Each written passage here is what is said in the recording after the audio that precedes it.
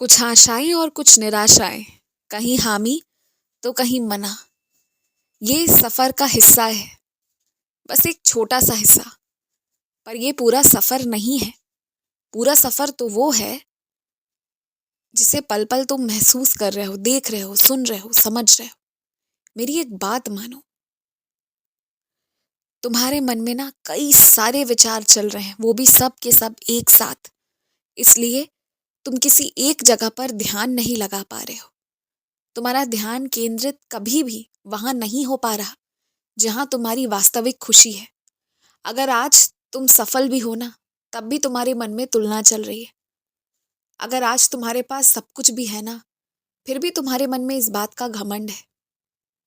और तुम्हारे मन में कहीं ना कहीं ये चल रहा है कि इन सारी चीजों को पाकर तुमने किसको हराया है।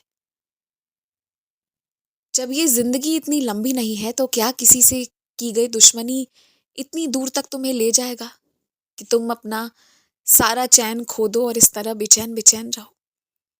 अगर मैं आज तुमसे ये पूछूं कि क्या तुम खुश हो, तो क्या जवाब दोगे इसका? कुछ दूसरों के कारण और बाकी अपने कारण तुम पूरी तरह खुश नहीं रह पाते। तुम्हें समझ नहीं आता कि यहाँ जो इंसान जैसा कर रहा है, जो सही से गलत की ओर बढ़ गया है या जो गलत से सही की ओर बढ़ गया है, वो सब उनका सफर है। उसमें तुम एक छोटा सा हिस्सा हो। तो जब उनके उस सफर का तुम छोटा हिस्सा हो, तो तुम्हारे इस सफर का वो अहम हिस्सा कैसे हो सकते हैं? सोचो जरा। मुझे पता है कि तुमने जिन लोगों के लिए लड़ाई करी थी, जिस सच्चाई के लिए तुमने अपनी बात रखी थी, बोला था, जिद करी थी, तब वो लोग तुम्हारे साथ थे और आज वही लोग पलट गए।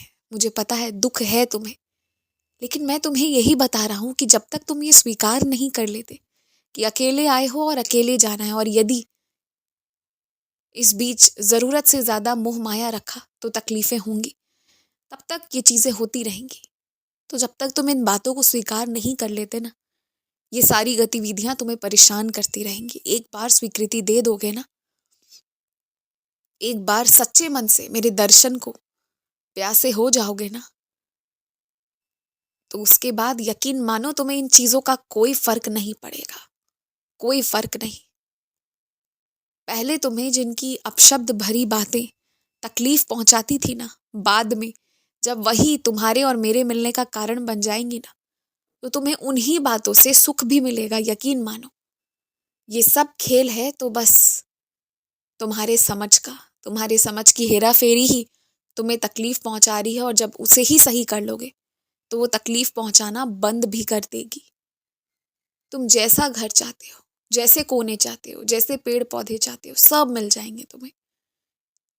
लेकिन उसके पहले इन सांसारिक चीजों को, सांसारिक वस्तुओं को मांगने के पहले अपने आप से अपना मिलन करवाओ। उसके बाद खुद पालोगे सब कुछ। बस ध्यान थोड़ा केंद्रित करना है तुम्हें। खुश रहो।